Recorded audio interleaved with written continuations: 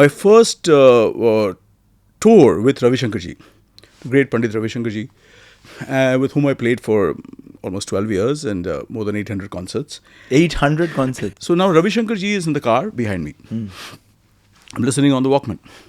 And he suddenly says, Ki shuncho? So I very innocently said, Kishore Kumar.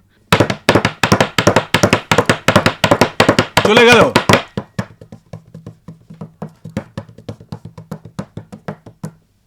Back to the station. That was fantastic. Actually, I was so mesmerized. All the music I have done in my life, he's the source. তুমি মেঘদূত না? তুমি তোমাকে একটা পডকাস্টে দেখেছি। আরে বাহ। হ্যাঁ, মেক্সিকোতে বাঙালি aunty. Why again? Do you think Calcutta is not relevant? Make Calcutta relevant again. You already know. Relevant again. Ladies and gentlemen, welcome to another episode of Make Calcutta Relevant Again, the podcast. On this episode, we have somebody that I've wanted to talk to on the podcast for quite a long time now. And that's not just because how he holds together the world of percussions, the world of classical music, in his own innovative style with so much experimentation from almost the time that I've been a young kid. I've seen in awe of how he is able to command an audience with the way that he mesmerizes people with his music. But not just that. This gentleman has a way of also commanding people's hearts with the kind of personality that he has and the irreverent jokes that he makes, that he cracks into in between all of that, presenting none other than Pandit Bickram Ghosh. Thank you. Welcome to the podcast. Well, you could do without the pun. I could. The pun, did.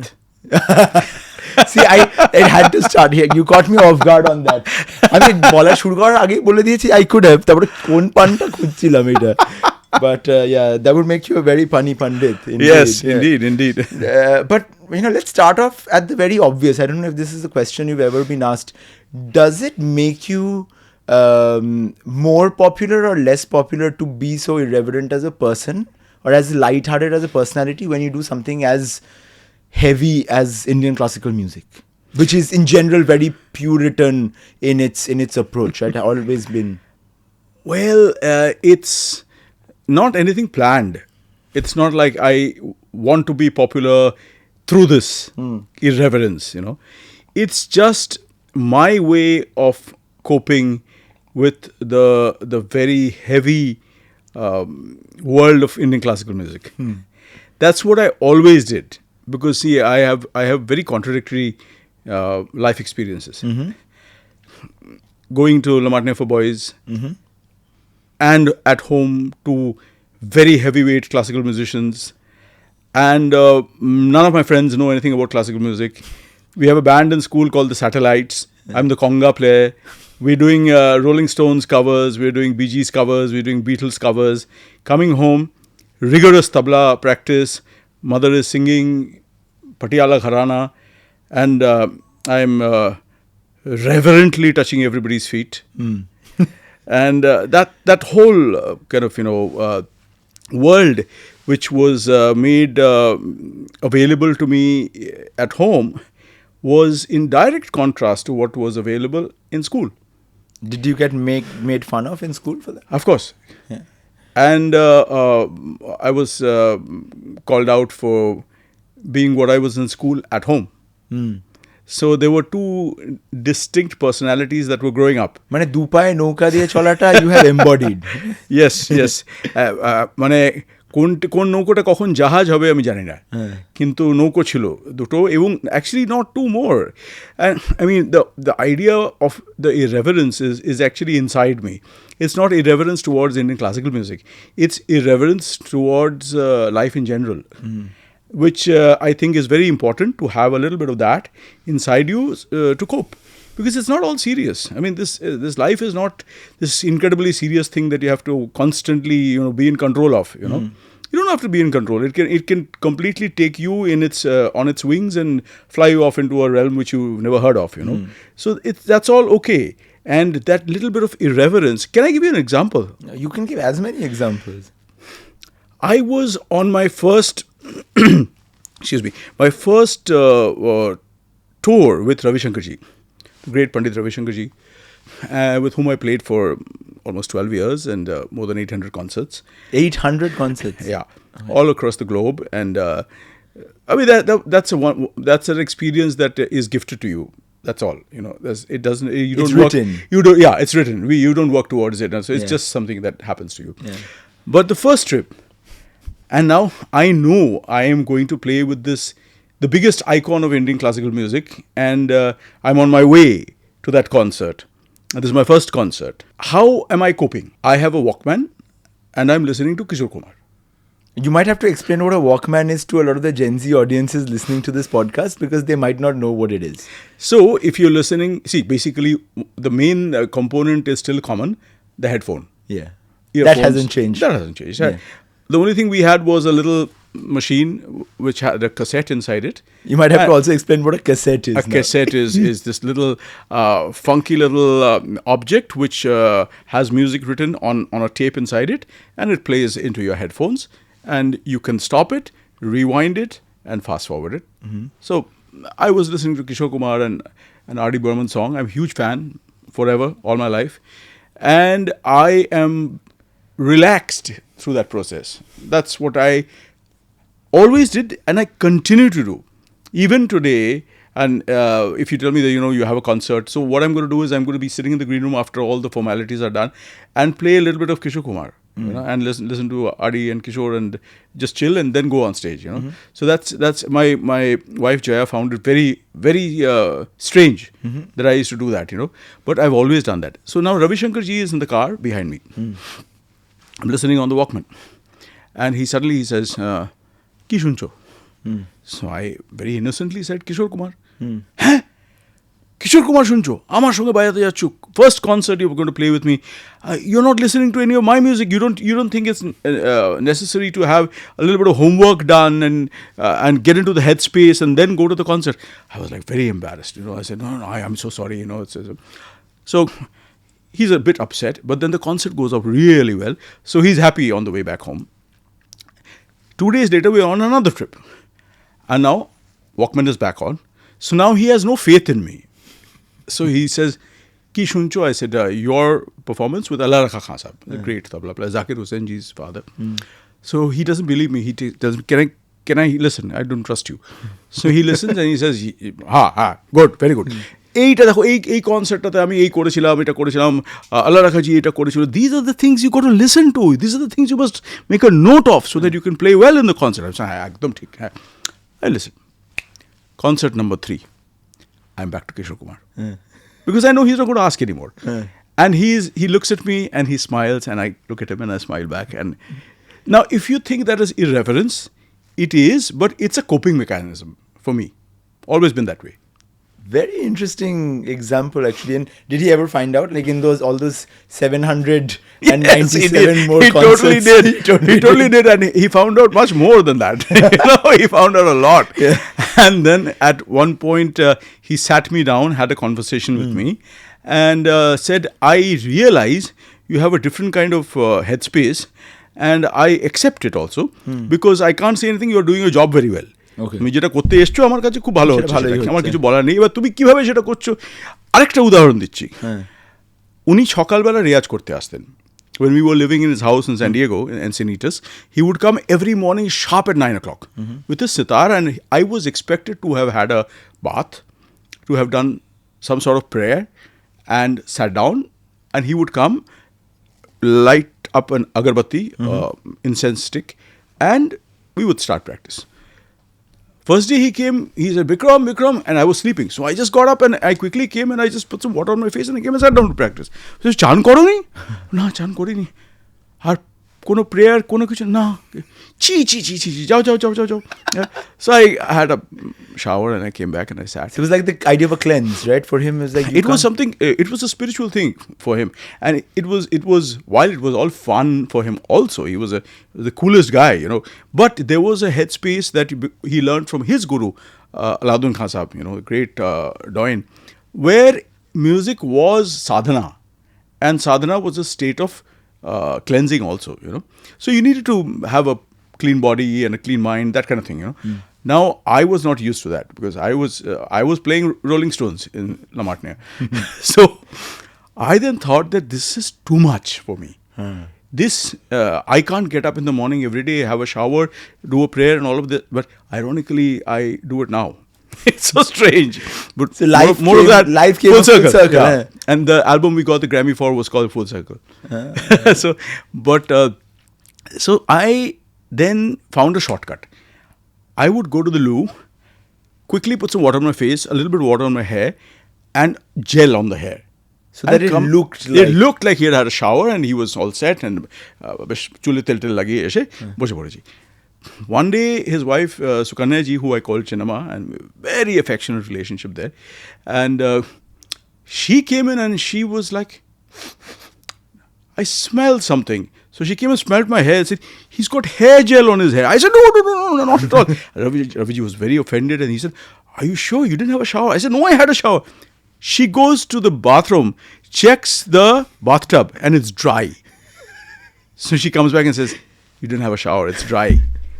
So I'm caught. And then Raviji is really upset because you lied to me. I think it was more than anything else. It was like, "Tomake mithya kotha bolle." So, I mean, so there is that irreverence which is there. It's still very much in me. I mean, you hung out with me a few times. Yeah. But interesting thing is, we were talking about Raviji and he took out the Pandit from his name. You know? Totally. Yeah, he was just, all his concerts were advertised as Ravi Shankar, no Pandit. And his headspace, and I identify with that. If you think I'm worth your respect, just respect me. Yeah. You don't have to show it to me through some kind of coronation ceremony and some kind of thing. Not necessary, you know. If you respect me, I'm very happy and I accept your respect. But yeah, don't treat me like something which makes me feel like I'm up there in the mountains and alien to society. And সেটা করে I think also relatability maybe Exactly, Shetty. goes down a little bit. Exactly. At the end of the day, Relatability you does become- go down. মানে ওই ivory tower feeling টা would come, you know, ও এত বেশি জানে, ও এত বেশি intimidating, তাহলে বোধহয় ওর কাছে যাওয়া যাবে না। হ্যাঁ, এটা একটা আছে, এটা আমার মনে হয় যে I don't want to, yes, I will adhere to it in a certain setting, very pure classical setting. Somebody calls you a Pandit because they know your work, your body of work, and they your worth think- as well. And your worth as well, well put. And then they decide that this person should be called a Pandit. So that is something else. But then just because everybody is calling everybody a Pandit and you have to be called a Pandit, that I don't adhere to. Interesting. Yeah, I have lots of questions about your relationship with Ravi Shankar ji. One of them, I was just thinking, how was he like as a guru? See, I learned from my father, Pandit Shankar Ghosh, and then from Pandit S. Shekhar, I learned the intricacies of Carnatic percussion, which is South Indian percussion. And then I was chosen to be Ravi Shankar ji's accompanist by him, the man himself, in 1993. And I was then, 2 years old then. Yeah, well, there you go. So I've been relevant for a while, huh? Yeah. At least I didn't get the ageist comment. This is where I usually get like, Meghdut, you're being ageist. No, thank you. Thank you. Yes, you have been relevant for a while. Meghdut, I am the first tabla player in the history of Indian classical music who kept a goatee. Achha. Now it's out there on the podcast for the first time. You know, I was the first to keep a goatee. I It was looked down upon? Raviji didn't like it at all. He said, "This is what rock stars do. Do you think you're a rock star?" Now, in my head, I do You think are a rock star. I'm a rock star. You know, so certainly a rock and a star maybe, but a rock star has ramifications. And in my head, I think that it's just about being free. A rock star is kind of free. That was my headspace then, you know. And you get to do what you want to do. And Get to do what you want to do, you know, express. want to do. So I play my cheeks, I play my body, I throw my tabla up in the air. All of that was heavily criticized at one point of time, you know. And now they think I'm a Pandit, so they can't say much about it, you know. But I still throw the tabla up in the air and I catch it on the last beat of the concert. So it's tough. It's very difficult to do that and calibrate it in such a way that you throw it with the timing that it comes back and falls on the first beat. And you catch it then. So that's one of the highlights of the show. So you can say it's irreverent. It is. It is. Yeah. Have you ever dropped it? No. Never? No. Not Never. I think of it in a very funky way. Some people have told me the tabla is your god. You're throwing it in the air. That's not nice. For me, it's the perspective of the tabla. That poor fellow has been sitting on the ground for ages. Suddenly he gets a bird's eye view and he sees me from up there and says, there's the guy who's playing me, It's kind of fun, The tabla has a right to have fun as well. Yeah. And he gets thrown up in the air like a little baby. What does a baby do when he's thrown up in the air? He giggles, he smiles. So that's what my tabla also feels very happy when he's up in the air. He or she is up in the air. What's the relationship that you have with your tabla otherwise? Before there was guilt, you are there is this reverence thing that you spoke about. When you are growing up, you are told that পায়ে না লেগে যায়, which I still maintain. গুরুজনদের পায়ে যেরকম লাগে, হ্যাঁ, যন্ত্রে যেন পা না লেগে যায়, যন্ত্র যদি মাটিতে রাখা থাকে নিজে মাটিতে বসো, which I still maintain. But then I started thinking gradually that I have to have a fun relationship with this instrument if I am to express myself through this instrument. Because who am I? I am not just that person with a lot of reverence. I'm also this guy who you talked about is irreverent, and you met me a few times. I have a weird, strange headspace. I'm still like that, and it's been that way for a long time. So the instrument has to allow that. I have to treat the instrument in a certain way. So if I am, and then I have to bring in Zakirji. He was having such a ball with the tabla, taking it and playing jazz concerts, playing it and rubbing his hammer on the siyahi, on the gab, and making strange sounds. That gave me a certain amount of courage. And my father also was very free with the instrument. He sometimes would do strange things like swap his hand and do that kind of thing. So I realized that this instrument has to be part of me and my body. And so sometimes I will do this, So I can do that to the tabla without feeling guilty about it. So I think classical musicians often get stuck in that guilt thing, and then they don't explore. Because guilt sometimes becomes a barrier to exploration. Today I'm more convinced than I ever was that there should not be any headspace inside you that segregates A, people, and B, art. That's a blanket comment. Is that why you were so gladly open to collaborating with us on the CCU festival to do Of course. I mean, for God's sake, it's a tattoo festival. It is also a tattoo. I never got a tattoo. Yeah. But I'm interested. Yeah. I want to know what it is about. Yeah. I want to know why a tattoo festival is so popular. I mean, it intrigues me. It's another world for me, and I want to know about that world. Yeah. I'm curious. There's also going to be stand-up comedians on the same stage. Fantastic. There's going to be different kinds. There's going to be artists from the Northeast. There's going to be artists from Bengal. Yeah, in a way, I'm a sit-down comedian. You guys like that?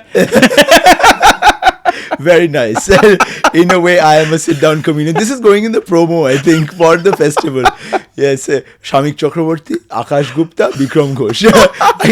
Comedy lineup ta change korte hobe. Yeah, but what are you planning with this show? We've spoken about it. It's still evolving with a couple of weeks left to go for the show. But let's demystify what we are putting on stage at the CCU festival. I'm super excited, but would it be great to hear it from your voice. Let's start there. Yeah. Make Calcutta relevant again. Yeah. I would like to talk a little bit about the again part. But before that, let me say this, that I think Calcutta or Kolkata, whatever you like to call it, it doesn't matter, as long as we're talking about the same city. I think this city has always had the quality and the potential of being very global. Very global. The Bengali mind is very, very open. It's very, very curious, and has always been a leader of sorts on the world stage. I mean, look at the Bengalis of yore, I think what we have in Bengal is incredibly global.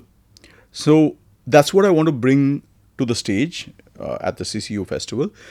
I want to expand the thought of the idea of Bengal, and which is why we also have artists coming from the northern part of India and the southern part of India, east, west, abroad, all kinds. I mean, you have a brilliant flautist like Rakesh Chaurasia, double Grammy winner, who's very different, and I think he's one of the finest flute maestros the country has ever known. Also a very funny person. Incredibly funny and very irreverent. We come back to this word. We come back to this word. I don't know how. It was not a planned intro at all. I don't know. Just when I look at you, that's the first word that comes to my mind somehow. So that came out. Anyway, yeah. So Rakesh ji is going to be there. Then there is Rajesh Vaidya, who has made the veena cool like never before. I mean, if you see go to his Insta and you check out Rajesh Vaidya, he plays an electric veena. He plays it like an electric guitar. He's like a Hendrix. He shreds. He's a Hendrix, you know. Yeah. And he's cool. Like he's got like some glasses on. Dark glasses on, long hair, throwing his hair around, totally full on sex appeal, you know, all of that whole stuff going on there. You Never know? before has this been said about classical music. I think this podcast is going to blow up. By the way, I think all the people. I don't know. It's going to be good things or bad things, but there's going to be a lot of conversation around it. And Needs to happen. We are demystifying this world that a lot of people don't understand. I think Listen, do you know in the late 90s who was voted the sexiest man alive? Ustad Zakir Hussain. I'm not surprised. He is a handsome fella. He was, and he was. Oh my God! You had to see the frenzy around that man when he would, you know, wherever he was. You check him out in an airport. You see him going on stage. I have seen women swoon, faint. I've seen it with my own eyes in the mid 80s. You know, so Ravi Shankar ji, he was extremely hot. I mean, seriously. Yeah. I mean, I have seen the frenzy around him at the age of 75. Yeah. It's unbelievable. It was unbelievable. I would see, you know, women flocking around him, and the way he would talk, and yet there was this class, you know. There was no disrespect. He was extremely classy man. I did a concert with Raviji in 1997 in Carnegie Hall, and Goldie Hawn had come, and I was a huge fan of Goldie Hawn, and I had done a little solo which Raviji used to, you know, allow me to do in his concerts. And after the concert, she came backstage and gave me a kiss on my cheek, and I held my cheek like this for the next 2 days and moved around, you know. So, I mean, what's the big deal? Yeah. There is. I mean, there are these amazing stars in the world of Indian classical music who are sex symbols. Yeah. You know, And there's nothing to shy away from that. Not at all. Yeah, not at all. It's great. You know, You're bringing some of those symbols on stage together. Not just these symbols, also these sex symbols. well, all the symbols Yeah. going. Being a drummer. We have two drummers on the stage. this Yes, we have Nicholas, and we have Shotajit, which is Bittu, Kolkata's brilliant drummer, Yeah. and your friend Nicholas, who is a fantastic drummer time. Drummer from Europe. from Europe, coming on the same Final stage. countdown. Yeah. It's going to be fun. Playing with a bunch of folk musicians and With the classical baul, musicians. with the baul singer Raju Das Baul, Yeah. who's a fantastic singer, and CZ, Yeah. who Who's a rapper. A rapper. It's a bizarre. And we have Rakesh Chaurasia on Basuri. Yeah. You have Rajesh Vaidya on electric veena, Bickram Ghosh on tablas, body, cheek, head, table, whatever you like, whatever you like. And there's V. Suresh on Ghatam. There's Gopal Burman on Srikhol. Now, each and every artist is a gem. Ajay Gadgil. Yeah, Anay Gadgil. Anay Gadgil, yes. Brilliant keyboard artist. Yes. So what we are going to have on stage is a plethora of talent. Yeah. Incredible talent. How do you plan to stitch it together? What's the plan with the final messaging that goes out into the audience? And because considering also this, not a lot of these musicians have ever played with each other, or they haven't even played on the same kind of music. They come from very different influences. And they will never actually play with each other properly until they're on stage. Okay. That's the plan. So they will meet, they will be given an opportunity to meet for an hour or so the day before and discuss a little bit. But what's going to happen is going to happen straight on stage. So it's going to be an improv concert, basically. Okay. This is... And watch out. It's going to be fireworks. Because each of these artists comes on stage with so much skill set that they're not going to let go of an inch of that skill set to make way for another person, It's just going to be full blown. So my job is just to see that it all makes sense. So the way I've structured it I don't want to give that away. No, yeah, let's keep that for people who come to the CCU festival. It's structured in a way whereby you are going to go, wow, that was amazing. Oh my God, is that really happening? Oh my God. And you keep going up and until the last part of the show where everybody plays together. And how and why, I myself don't know. But in my life, I've seen that, you put a bunch of great artists together, they will create. It'll be a melting pot. It'll be like a cauldron where, Get-a-Fix is creating, the druid is creating a concoction which heals. Was that an asterisk? Asterisk Reference? Okay, yeah, I was trying to make sense of that. All right, thank God. So this is... I'm really excited for it. It's an experiment. I haven't heard a lot of these kinds of experiments, which is why I think when I spoke to you about it the first time, I was like, we must bring this to the stage in some way. We have this incredible opportunity as change makers to not adhere to what's been done before. Yeah. I heard somebody said this very interestingly yesterday. Somebody I'm very fond of said, if you do what you do as you've done it before, you will get what you will get as you've gotten before. And it's beautiful, right? Wonderful. Amazing. For the first... Brilliant. For the first time when we spoke about an idea of doing something like this together, there was only one thought in my head. Hey, I'm a terrible musician myself, but I can understand what you are trying to bring to the audience, and it's going to be an experience that's going to be once in a lifetime that you must be there to experience. And I've also seen that in a few different ways where I've been, just because of having the studio and being around a lot of interesting musicians. I've seen people who don't speak the same language at all communicate in a very different way the moment they have their instruments or their vocals, whatever it is. They just click somehow. And Absolutely. I've never understood what that language is, but do you all see it? So try and explain this to somebody who does not do classical music, let's say. I will make it really simple for you and your audience. Okay. Hi, Meghdut. Being on your podcast is absolutely kridhati dhage nadha. You are, to me, somebody who's very kitatikta, and yet you're very kridhati dhage nadhina kina. This show is going to be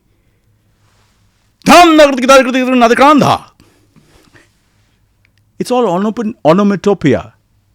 The sound echoes the sense. You don't need words. You need sounds to express. Bickram was walking and he fell down with a thud. What does a thud mean? It's an onomatopoeic word. The sound echoes the sense. Mm-hmm. We were walking up the hill and there was a loud bang behind us. What does bang mean? Sound echoes the sense. Mm-hmm. That's how music is created. The whole sahitya of tabla playing is onomatopic because it's an oral tradition. So what you play is what you say. Dha sounds like dha when you play it. Mm-hmm. So I can say just gibberish, gibberish syllables. Tak chika tak chika chika chika tak dim. And I can do dhanak tak da. Gina tak tak tatak tak tu. That's how you communicate. You don't need a full-blown language, grammar, etc. as long as you're communicating. So that's what musicians do. They just communicate through notes and rhythmic syllables. Mm-hmm. And that's wonderful because if you're communicating with language, through language, you know what's added to this whole mix? And that's the tricky part. Mm-hmm. Agenda. Without language, just rhythmic syllables, you're communicating, but there's no agenda. But the minute I say, suppose you call me and you say, Bickram da apni. Now if you say, hey Bickram tui, that's a bit off. So agenda is now coming in. Apni bolbo, na tumi bolbo, na tui bolbo. All of this is agenda. Actually, ideally one should do away with it. We should just communicate the primary emotions. And music does that. That is why music is so popular. That is why music is so important. It takes away all the agenda and just leaves you with expression. That was fantastic. Actually, I was so mesmerized listening to that piece and trying to understand. I think a lot of the audiences who come into the podcast, and I've seen that over and over time. When we started doing the podcast, a lot of young people were watching it. A lot of young people are still watching it, but now their parents and their aunts and uncles are also watching it. A few weeks ago, I was in Mexico, and an old auntie comes up to me and she says, "Tumi Meghdut na? Tumi তোমাকে একটা পডকাস্টে দেখেছি হ্যাঁ মেক্সিকোতে বাঙালি aunty ঠিক আছে মানে and I'm like I feel truly relevant today এইটাই বাকি ছিল আমার যে এত দূরে এসে ফিলিং একজন বাংলায় এসে বাংলা আমায় কথা বললো তারপরে বললো যে আমি তোমার পডকাস্টটা দেখেছি আমি তখন জিজ্ঞেস করলাম যে আপনার কি ভালো লাগে পডকাস্টটা দেখতে নাকি এমনি মানে it's popped up on your feed or something বললো আমার খুব ভালো লাগে বললাম কেন বললো যে তুমি খুব সোজাভাবে খুব কঠিন জিনিসগুলোকে বলার চেষ্টা করো বা বলানোর চেষ্টা করো আর আমার ছেলেরও দেখতে ভালো লাগে আমি দেখেছি এটা হ্যাঁ ওর প্রথমবার আমাকেও শেয়ার করেছিল কিন্তু আমি কিন্তু নিজেই এখন দেখি আর আমার বন্ধুদেরকেও দেখাই Let me add something to the mix here. Yeah. While it is important to be irreverent, as in at least to break the ice inside you, you're irreverent to yourself in a way, so that you don't take yourself too seriously. Exactly. But I would recommend to every single person who is aspiring to be a musician, especially a classical musician, do not take learning lightly. Learning is very important. Knowledge is what drives the world. In order to be a good musician, you must learn. And why is it that we have the Guru Shishya Parampara? Sounds very pompous, especially with the number of P's in it, But why is it important? I'll tell you why.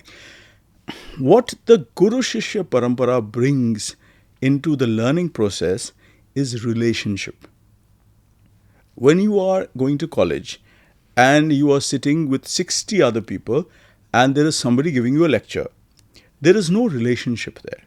There's a one-to-many relationship, which, of course, your attention is split by so many times. Exactly. Yeah.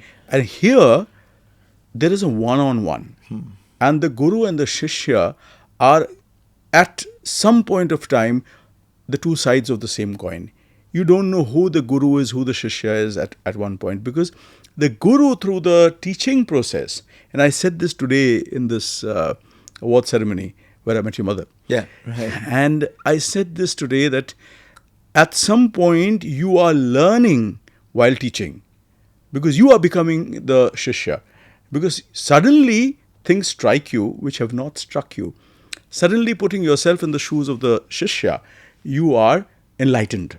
It's like reverse mentorship of sorts. Yes. And I would say people must learn anything. I mean, if you want to be an engineer, are you not going to learn engineering? Of course you must. You have to. And so, 10,000 hours, they say. You have Yeah, to put 10,000 hours to become a true expert. Malcolm Gladwell. Right. Yeah. So that's the thing, If you don't put in those 10,000 hours, if you don't put in that time, and you don't learn with diligence, and here with respect for the craft, the knowledge that people have created, in the world before you came, that respect has to be there.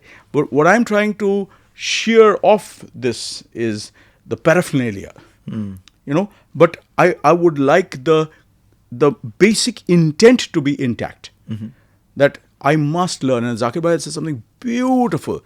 One thing Zakir Bhai had said, and I think the other one, Pandit Shiv Kumar Sharma had said.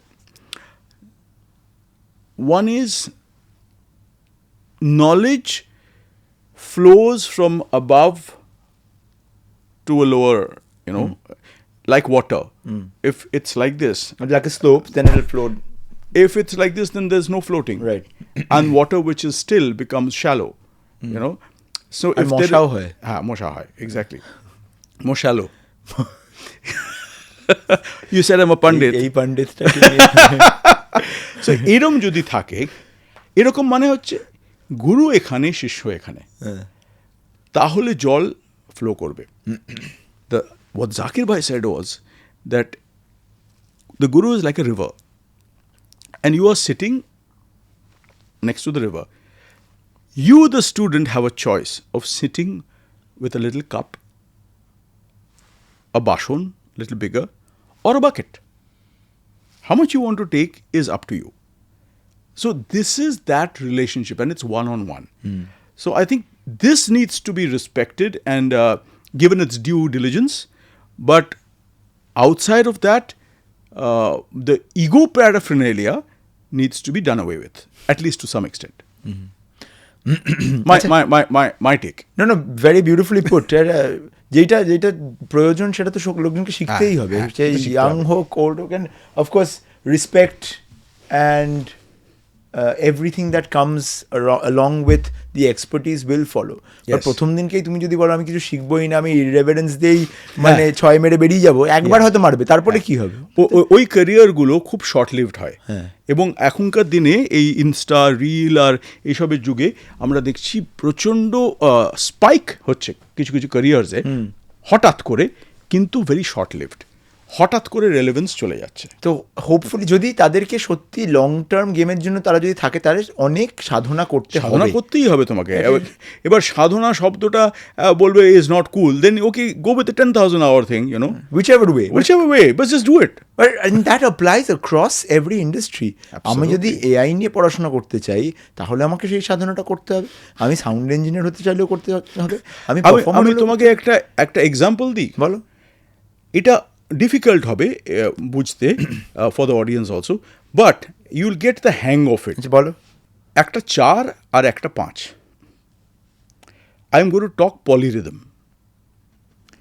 4 আর 5, I'll demythify it as much as possible. A 4/4 is a very simple, comfortable rhythm. 1 2 3 4 1 2 3 4 1 2 3 4 1 2. Everybody relates to it. Now a 5 is not as relatable because you are thinking of the 5 in its divisions of 2 plus 3, 3 plus 2, 2 plus 2 plus 1, and it's not a regular rhythm. So our heartbeat or our pulse does not move at 5 in 5s, 1 2 3 4 5 1 2, এরকম তো হয় না, 5-এ গিয়ে ঝটকা মেরে সেটা আবার একে ফেরে না। হ্যাঁ, so this is not as natural as 4x4 এ বেশিরভাগ electronic music, it's because it mimics the heart, right? So if you're into loops, you're best off in 4/4. You will not find a loop which is in 5. Exactly. So কিন্তু আমি তোমার অডিয়েন্সের জন্য একটা জিনিস দেখাই। দেখাও। এখানে তো টেবিলটাই আছে, টেবিলটা গিয়ে দেখাই, টেবিলটা দিয়ে যতটা পারি একটা কিছু বোঝাবার চেষ্টা করি। ট্রেন স্টিম ইঞ্জিনের আমল থেকে এখনো গোজ ইন এ 5.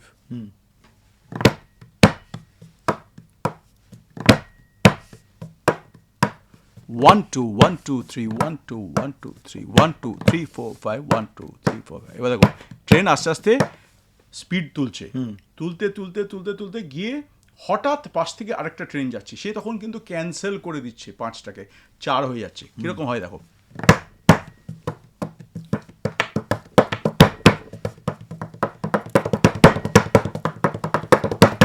ফুল স্পিড ওই দিক থেকে আসছে,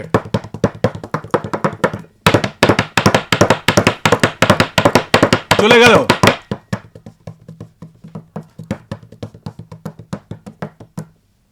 Back to the station. The train is traveling in 5s. Next time you're on a train, next time anybody is on a train, please check it out. It travels in 5s.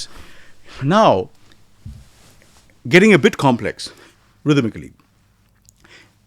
I am trained to do a 4 and a 5. Trained. Pun. Infectious. So I am trained to do a 4 and a 5 simultaneously. So that's bifurcation of the brain. So I'll do a 5 like this on my hand.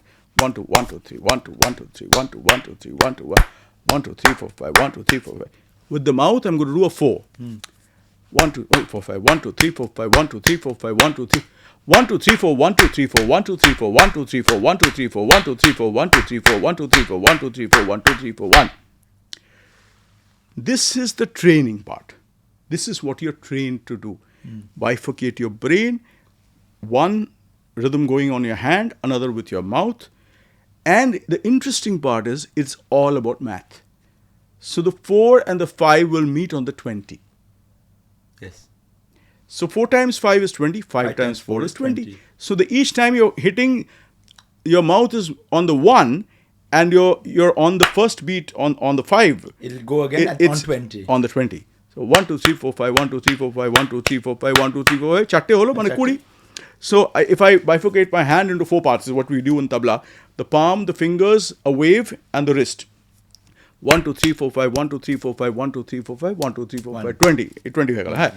এবার এটাকে যদি 4 করি তাহলে 5 বার 4 বলতে হবে আমাকে। 1, 2, 3, 4, 2, 2, 3, 4, 3, 2, 3, 4, 4, 2, 3, 4, 5, 2, 3, 4, 1, 2, 3, 4, 2, 2, 3, 4, 3, 2, 3, 4, 4, 2, 3, 4, 5, 2. That's how you do. Then you're building polyrhythms. So a great drummer will be doing with the kick, maybe a 4 and go on a 5 with a hi-hat, Yeah. you know. So that's the kind of training we have. And that opens up the universe of rhythm in front of you. That capability, that skill set. That's what you're going to see in the CCU festival. Nicely drawn back. তোমার কমেডিয়ানের মতো recall ভ্যালুটাও তো প্রচন্ড high. Sitting comedian. Sit down. Sit down comedian.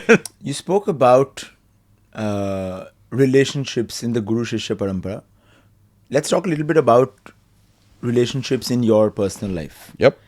And how they've shaped you as a person, but also how it has shaped your music and your worldview on life. Wow. I'm flummoxed. Well, can you ask me something more specific? So let's start What about with person by relationships? person. Let's start with, let's say, your father. All right. We spoke a little bit about the relationship with your father. We got a very superficial view of it. We knew that he was a cool guy. But was he a good father? In his head, yes. I think that can be said about most Indian dads. I think উনারা মনে করেন উনারা ভালো। Let me say this. I really love my dad. He's passed on almost 10 years back. I still deeply love him. He was able to evoke something in me. Yes, he would slap me around off and on. This was the done thing in those days. He was not there often enough. Again, all right. But he was able to ignite something in me. Something through him was ignited. All the music I have done in my life, he's the source. He's the sutra. So I was for sure, there was a flow. Nowadays we talk a lot about the word flow. There was flow which was emanating from him. It's the water. There was. And How big was your bowl? Huh? How big was your bowl? You mentioned 3 sizes of bowls and the bucket. Interesting thing is, today I'm a river, not a bowl, and my father's the ocean. So that's how it is now, the way I see it. So I'm flowing. I am in that flow, as you can probably feel through the conversation. If you are in flow, like you are in flow, you're somebody who's already in flow, very young, but you're in flow. Because I can talk to you for hours without thinking of what should I say next. There is a mechanics at work. If you're in that, it's a state. If you're in that state, then you're in flow, and then you're a river. You're no longer a bowl or a cauldron or a bucket or anything. But you know that you will go and meet the ocean, because that is the goal. So my father's still the goal. Goosebumps. Yeah. So that is the relationship, and Let me give you a little example. It's so beautiful. এটা একটু বাংলায় না বললেই নয়। অবশ্যই বাংলায়। আমরা এরপর থেকে পুরো পডকাস্টটাই বাংলাতে বলতে পারি, কোনো অসুবিধা নেই। সোমবার দিন ছিল বাবার হারিয়ে যাওয়ার দিন। এবারে এইটা না বুঝতাম না ছোটবেলায়। বাবা সোমবার দিন বাবাকে দেখতে পেতাম না, হারিয়ে যেত। সো কোথায় যেত কেউ আমি জানি না, মা বলতো মাও জানে না। When I became about 13 years old, one day I asked him, I said, এই যে তোমার সোমবার দিন তোমায় দেখা যায় না, আবার মঙ্গলবার দেখা যায়, রোববার দেখা যায়, কিন্তু সোমবার তোমাকে দেখা যায় না, কি হয় সোমবার? তো সোমবার দিন বাবার কোনো ক্লাস থাকতো না, he would never teach, all other days he would teach, this is holiday, but he was উধাও, where did he go? So one day he said, okay, come with me, you have to get up at 5 in the morning. I said, okay. 4:45 তুললো, 5টায় বাড়ি থেকে বেরোলাম। আমরা কবির রোডে থাকতাম, southern avenue কবির road. ওখান থেকে টলিগঞ্জ ট্রাম ডিপো গেলাম একটা রিক্সা করে। ট্রাম ডিপো থেকে প্রথম ট্রামটা ছাড়ছে, তার ফ্রন্ট বেঞ্চে বসলাম আমি, জানলার ধারে, পাশে বাবা। এবার ট্রাম চলেছে, চলতে চলতে চলতে চলতে সে ময়দান দিয়ে চলেছে, ভোর হচ্ছে, অদ্ভুত সুন্দর লাগছে। বাবা বলছে, কি বুঝছিস? আমার ভালো লাগছে। দেখ ভালো করে, ভালো লাগার জিনিস। করতে করতে করতে করতে আমরা ইভেনচুয়ালি হাওড়া পৌঁছে, ব্রিজ পার হয়ে স্টেশনে প্ল্যাটফর্মে দাঁড়িয়ে আছে। কোনটা ভাল লাগছে বল? ট্রেন। কোন ট্রেনটা ভাল লাগছে? আমি মানে বল একটা বল না, যে কোনো একটা বল। আমি বললাম ওইটা, চল। উঠে পড়লো, উঠে পড়ে শোনা ওয়ে ট্রাভেলিং, জুকুর জুকুর জুকুর জুকুর জুকুর চলেছি। বাবা বসেছে, চিনাবাদাম কিনেছে, হ্যাঁ সব চলছে। হঠাৎ এবার না আমরা একটা গন্ড গ্রামে এসেছি, হঠাৎ ট্রেনটা থেমেছে, চল চল চল চল, নাম নাম নাম। নেমে পড়লাম সেখানে, ধান ক্ষেত, দূরে একটা কুড়ে ঘর। আমরা হাঁটতে হাঁটতে সেই কুড়ে ঘরে ওখানে গেলাম, গিয়ে বাবা কুড়ে ঘরে সামনে গিয়ে বললো, কে রে, কে আছিস রে? হ্যাঁ, একজন চাষা বেরিয়ে এলো। হ্যাঁ বাবু, কী হয়েছে? এই তোর বউ আছে? হ্যাঁ বাবু আছে। রাখতে পারে? হ্যাঁ বাবু রাখতে পারে। তোর খাটিয়া আছে? হ্যাঁ বাবু খাটিয়া আছে। দে খাটিয়াটা এখানে, দেখে গাছের তলা দে। খাটিয়াটা গাছের তলায় হলো, বাবার আমি খাটিয়াতে বসলাম। বউকে ওকে টাকা দিল, সেই টাকা দিয়ে সে একটু মাংস মাছ ফাছ কেন, তো এমন আনবি তো তোরাও খাবি আমরাও খাবো। হলো, বসলো, ওখানে বসে বসে তবলার কম্পোজিশনস করলো, একটা ছোটো খাতা বার করে সেগুলো লিখলো, আমাকে বললো, আমাকে কিছু এক্সারসাইজেস দিলো, এটা কর, এটা কর, সেটা কর, হ্যাঁ এসব করলো। করতে করতে করতে সন্ধে হলো। বাবা use to have be a brandy drinker, honey B brandy খেত। ওই সময় বোধহয় ইন্ডিয়াতে হানিবি ছাড়া খুব বেশি হানিবি ব্র্যান্ডি, হ্যাঁ। এবার সন্ধ্যেবেলা হলো, এই একটু জল নিয়ে, হানিবি ব্র্যান্ডি খাওয়া হলো, বাবা খেলো। আমি obviously too young for brandy, যদিও আমার প্রথম ড্রিঙ্ক আমার বাবা আমাকে খাওয়ায়। আবার রান্নাবান্না হলো, উনি রাঁধলেন চাষার বউ করে, ওই খাটিয়ায় দুটো খাটিয়াতে আমরা রাত্রিরে চাঁদের আলোর তলায় ঘুমোলাম। সকালবেলা উঠলাম, বললো চল, বললে এবার বুঝলি আমার হারিয়ে যাওয়ার দিন। So this is what my father gave me. In part of his virasat is this too. There is that freedom in my head that I can just get on any train and get off at any stop and go and ask any random person for food.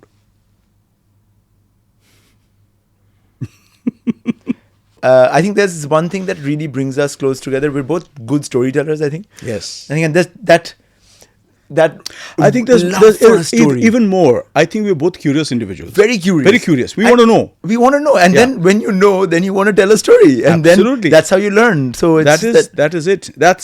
So me and Ravi Shankarji, 44 years apart in age. Oh yeah, that's a big We one. had a ball together. He could talk about anything, and he was as curious as an 8-year-old. So I remember watching Buena Vista Social Club with him. Oh, I love them. They're coming to India. Yeah. Wow. So Raviji and I saw the Mumbai. film together, Yeah. Raikuda's film. And he was like a child. Yeah. He would just start clapping in the middle of something. And so I would get that off him. And he was 44 years. It's nothing to do with age. It's got nothing. It's all to do with the spirit. It's who you are. You could be 30 years old and you could be an old man. Yeah. And you could be really controlled by your environment. And you could really have no desire to break through. And you could be 88 years old and you would want to break through. It's got nothing to do with age. But I want to ask you before we end. No, of course. Why again? Do you think Calcutta is not relevant? It's not for me to think anything. I only know this from a marketing standpoint. If there's anything that I do well, I'm able to market my words well. It was during COVID. I was sitting down thinking about all the things I do in Calcutta. And also realizing that most of the friends with whom I used to do these things are not in the city anymore. That gave me a sense of impending doom even more than the people dying outside because of COVID. Yeah. I could do something about these people dying because of COVID, but because we have hospitals, because we were able to convert so many of our Techno India campuses into vaccination centers. We ran the largest vaccination drive, and I got a whole bunch of musicians vaccinated as well from the grassroots level. The same way I got people from various companies got vaccinated, or students, whoever it was. But I couldn't do much about my friends not wanting to come back. Yeah. Because they felt they didn't have a lot to do. And here I was with all of my privilege, being very self-aware the way that I am, thanks to all of that experience and knowledge that comes from studying and traveling abroad and having parents who are extremely gifted, and you just come with the sense of, okay, this is maybe what I'm supposed to do, but is it a problem that I can solve? And at the end of the day, I'm an entrepreneur. I am here to solve problems. And I was like, maybe in the very short term, I will not be able to solve this problem, and definitely will not be able to solve this by myself.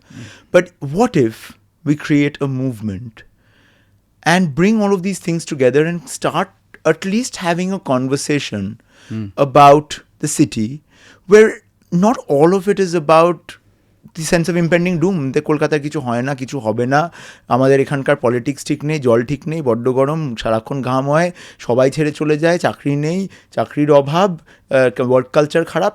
These are things you hear in the common media, and I don't even believe in most of it. A lot of it, I think, is like an extremely well-funded smear campaign against the city that I love very much. So if I, as a Calcutta lover, am not able to do something একটুখানি হলেও which creates a conversation around the city about the relevance of it, and also moves a little bit away from the sense of nostalgia, which I think grips us a bit too much. সারাক্ষণ যে না আমার এই greats, এই idols ছিল এবং তাদেরকে আমরা দেখবো, কিন্তু এখন কি হচ্ছে কেউ জানি না. আমরা জানি না নতুন আইডলস কারা, আমরা জানি না আজকে কারা কলকাতাকে তুলে ধরছে. এই গল্পগুলো বার করার জন্য কিন্তু মেক ক্যালকাটা রেলেভেন্ট অ্যাগেন পডকাস্টটা তৈরি. তার আগে মুভমেন্টটাও তৈরি, তার জন্য ফেস্টিভ্যালটাও তৈরি, তার জন্যে আমরা যে even little things that we do, like a love and kindness drive, we go to various NGOs and social enterprises and we go and make music with kids. I'd love for you to join one of them. It's actually super fun. I would love to. Last time Nikki was in Calcutta, Nicholas the drummer. Okay. আমরা ক্রিসমাসের দিনকে ময়দানে গিয়ে 2,500 বাচ্চাদের সাথে we made music. Brilliant. And we fed them and we played with them and we danced, and it was the best day of most of our lives. And it's incredible. We do this once every month. We go out and feed kids, and it's not about the feeding at all. It's got nothing to do with the food actually, but it's about that moment that we spend with them. It's the moment that we spend together here. It's the moment that we spend together, which also influences or affects or inspires a whole bunch of people sitting in Calcutta or in Mexico who are from Calcutta but do not see a sense of sending their kids back, or do not even feel the need to ever have anything to do with their city anymore because they think that it's a waste dump. That's the reason why I started the movement. I think it's the where you are starting to operate from is to resurrect the self-esteem. If nothing else. Yeah. At least That's a conversation. that is a great starting point, because without the self-esteem, Calcuttans will not get the confidence. And to break the stereotype, you have to have confidence. And to do that, you must have self-esteem.